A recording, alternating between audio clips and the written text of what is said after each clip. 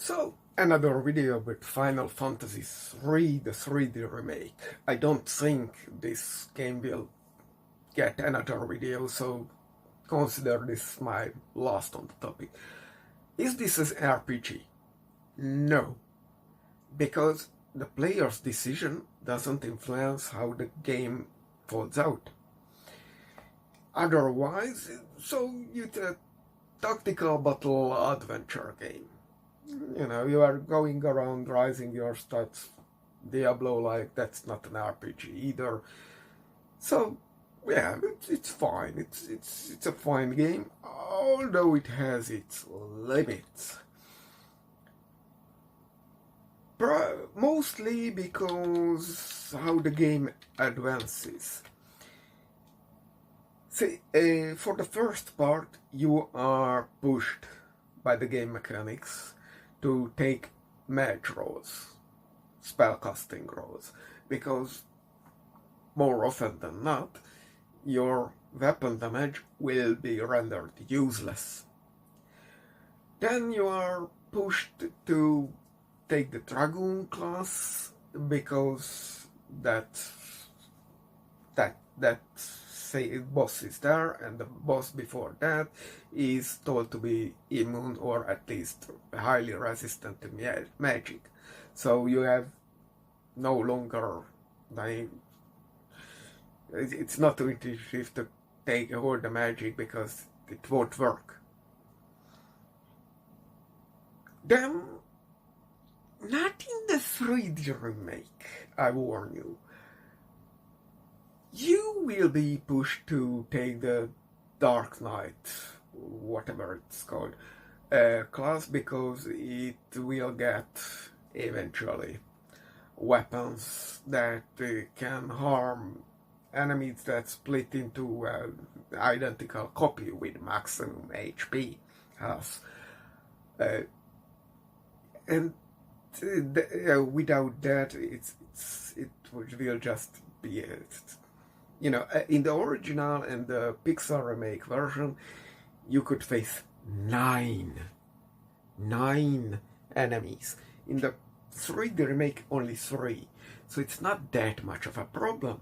And also, if you one-hit an opponent, that's fine. Then it's gone forever. It won't split.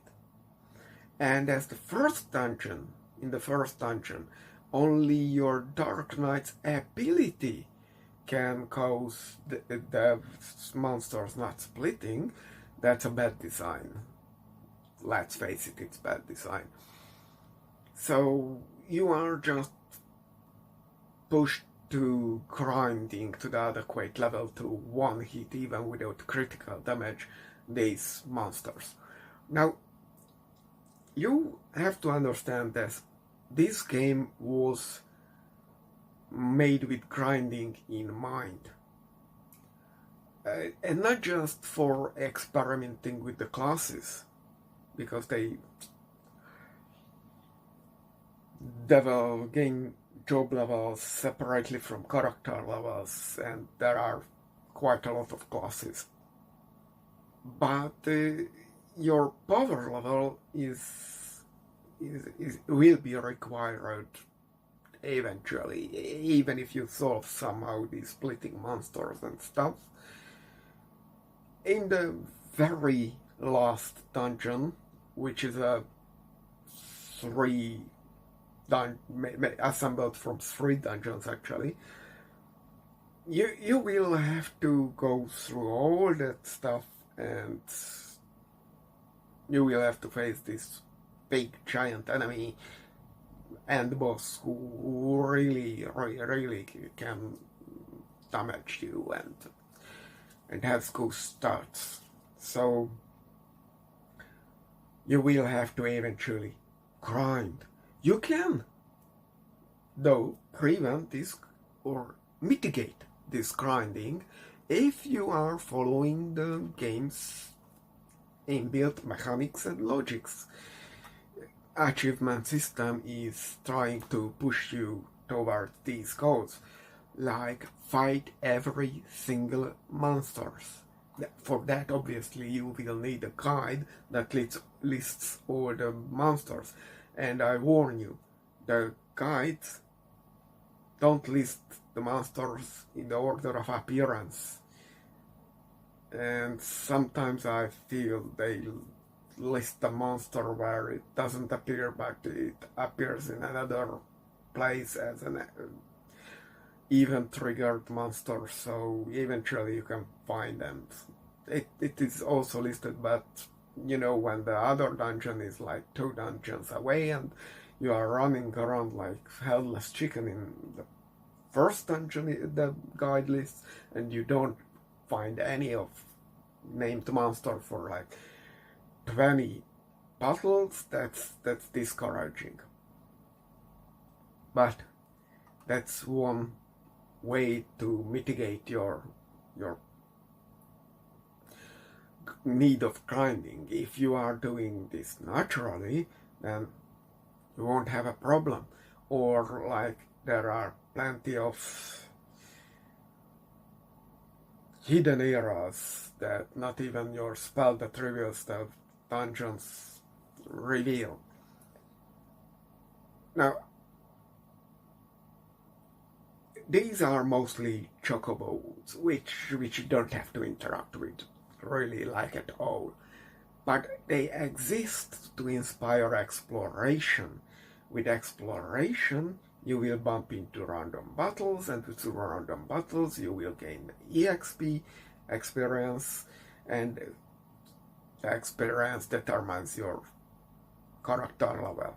You know, you gain character levels. So if you do the exploration, you planned ahead to hunt all the monsters types to have at least one battle against them, then you will reach.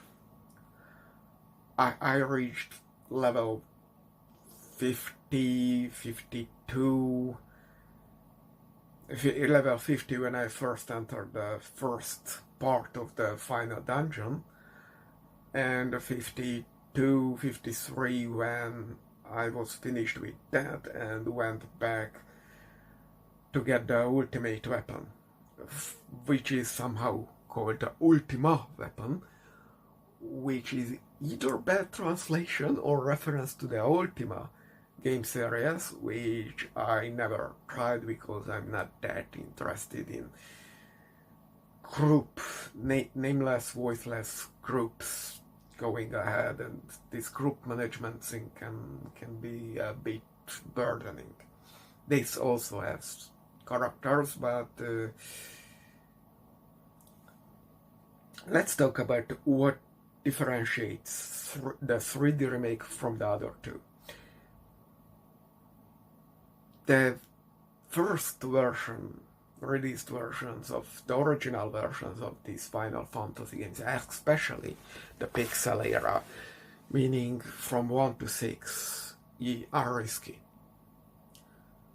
They do contain bugs, and as serious bugs as the original release version of Pokemon Red and Blue. I mean, there were the Gen 3, 4 based remakes, so it's actually quite different mechanically. Final Fantasy provided kind of the same experience, but with all the bug fixes and a bit of power adjustments, you know, and with some convenience factors built in the later releases. The 3D remake introduced individual named characters, so some individualism. It feels like tinkering with the original project, because see, the original and the Pixar remake version gives you all 4 characters from the get-go, and they are nameless, they don't do pretty much anything aside gaining levels. The 3D remake version gave you a bit of character cutscenes, they react to things happening, and just give some dialogues which make them kind of individual. This happens only during the first half of the game. I call the first half until your job selection matters, like the water crystal, and even the next boss after that, the Kraken. Until that, you get these cutscenes, and the characters talk, react to the quests, the NPCs you meet, and that kind of stuff. Later, this disappears. Why? So, because this is why I call this 3D remake, this part of the 3D remake, tinkering, fan tinkering, because this helps the player get through the game until the point this individualism is no longer needed, because the job selection, the experimentation with jobs, is taking over. So after the Kraken, you are not very, and especially after that Griffon boss, that Gilgamesh, whatever stand-in, is where you have to you prefer to use the dragon class. Then you are feeling that you should experiment finally with unlocked classes, and it's very obvious with the Earth Crystal, the final job unlocks, because at that point you don't even really get anything to be discovered in the game. There are no new areas. The only new areas are pretty much the higher level summons, which you have to defeat, conquer, before you can summon them. So that's pretty much it. Only the final dungeon remains. And you get all of these new jobs, like literally the most strongest classes, but you are falling back to level 1 in the job market. While I had at this point a level 90 bard, because I picked it up right after I felt it's free for all, and everyone else the monk got an upgrade for me to black belt, and the white mage got the upgrade to be a devote, and what is my final? I really don't remember. I know why I don't remember it, because I was planning a wildly different option. So, to understand my choice for the 4th slot, the final slot in my party, you have to understand. So you are standing before this big 3-foot dungeon, and there is no healing place in there, and there is no mana refilling place there, and it's just long. And there is a save point after the outer circle of it, the first dungeon of it. But that's it. You get a save point, but not even a healing place. So my problem was that sometimes the monsters get an I guess there is a level buff. But just think about a critical hit landing, and I have like 2300, 2400 HP when I at level 50. Now I have 2400 to 2700. The maximum HP is 9,999. So I need someone to resurrect my characters. So I need a white mage, a devote or something. But then I was, what if the character that dies, faints, is my resurrector? So I need someone else who can cast white spells, but also someone who doesn't just have white spells, but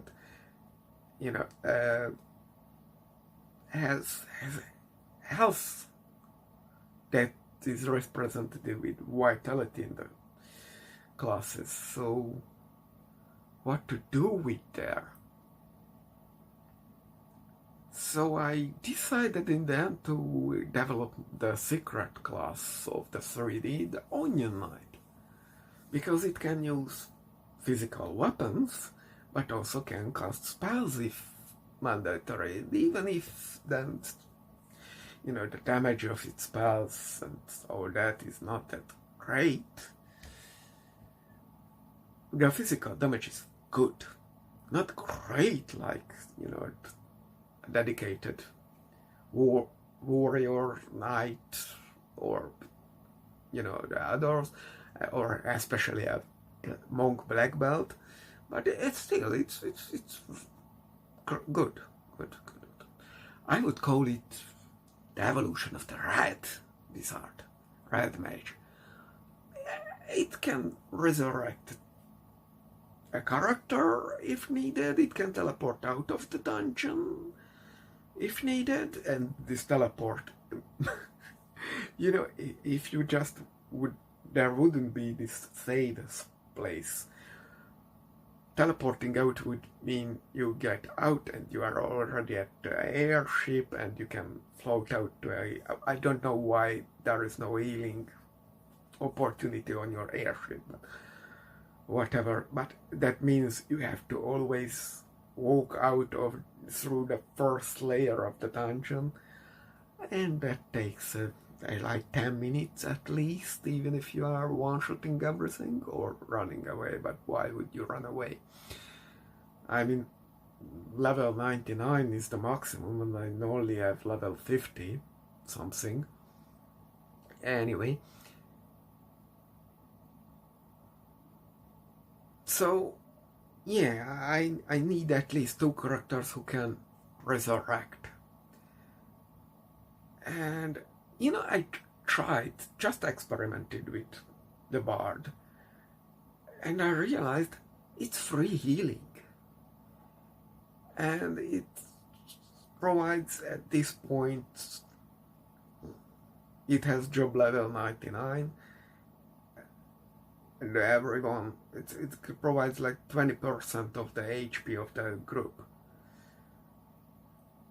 It turned out that I should have paid attention to what class I have when I am leveling up, so switching to some warrior, knight, and black belt, everyone when they are willing, they will level up. But it was a good run, and I will do the final dungeon with it, most probably. But I think I will make a even more optimized run, maybe in the future, but anyway. Bard is very good. It regenerates 20% of your HP, and that's like 500. And when you realize that it starts the battle with a heal, that means if you will practically regenerate 1000 HP when you are counting the last turn of the battle, when you knock out the last monster, and the first turn of the next battle, where Bard can be the first action, will be the first action. Bard is a hell of a good character to have around. But of course you need someone who can hit awfully high. And that's black belt. And that has plenty of HP to grind up. And now back to Onion Knight. In the 3D version, it can have all the gears, any of the gears you find. That means even if it will lack raw HP, it will have awfully high defenses. So it will lose a lot less HP than it would just the other classes.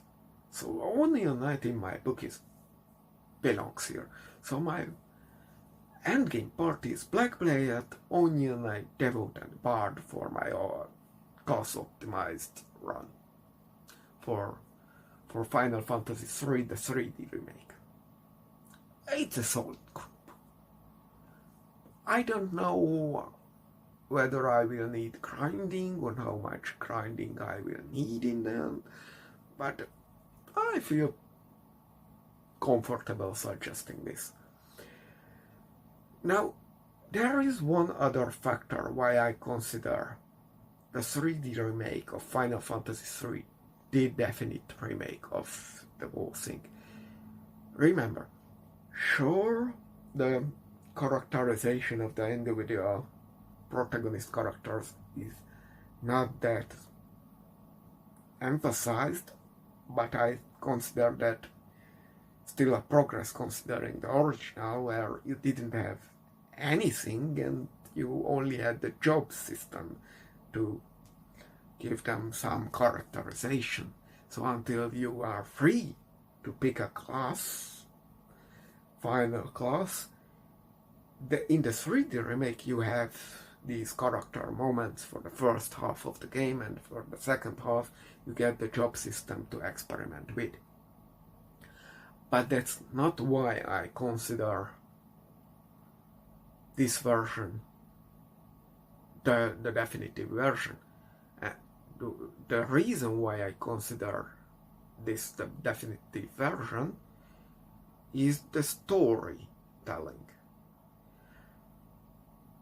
Sure, there is not much change, there is just one change, but it is as strong as the novelization of Independence Day. If you remember, I always bring this up, in the movie everyone fought with F-15s. In the book, everyone fought with their own plane. Gripens from the EU, some spy planes from Russia, some MiGs practicing in Cuba, some and the guy, the RBC pilot, is using the Cessna with a rocket rubber spider on it. Absolute tinkering, flying into the UFO. And you can compare. I will show you the original transition from the original continent going to the big world, and then the Pixar remake, which doesn't differ from it, and then I show you the 3D remakes version. Okay, want to get away? Let's get out of here. Let's leave the floating continent. Man, that's some 8-bit animation there. We never got to see that in this country. And we are on Waterworld, apparently. There's no land. What the hell am I supposed to do here? Go to...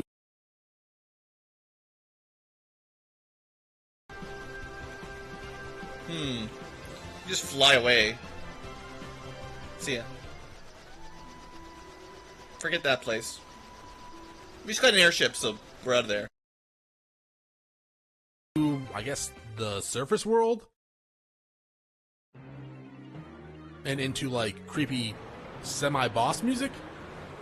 Actually, I think this is the boss music they always play.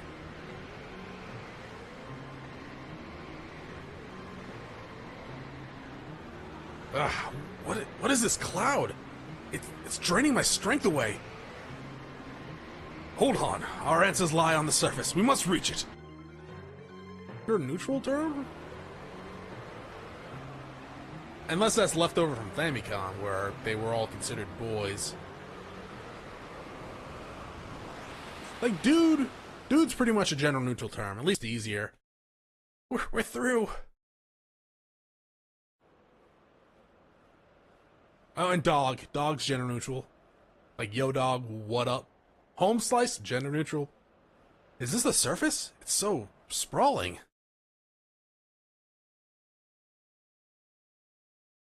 There's also, like, no frickin' land anywhere. Alright, so yeah, there's actually no land. This is all water. We can land in it. Creepy. I mean, it's not, well, it is water, but it's not water. It's kind of water. Like, technically... Now that you've seen that, I tell you that until that point, each version just tells you you are the chosen one, you have to save the world. You have no idea what is the problem with the world. Now, think back of the footage I just showed you. When you go to the water world, as they call it, which is the more effective version? For the original and the Pixar remake version, you just see water. That's just water.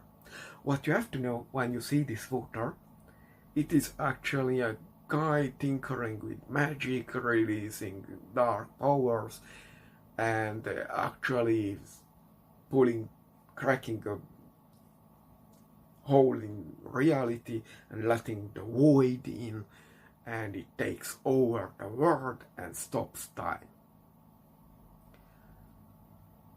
Now think again back to the three versions, which illustrates this threat, this Lovecraftian threat, more accurately, which resonates with you at the emotional core. Water or this void sea?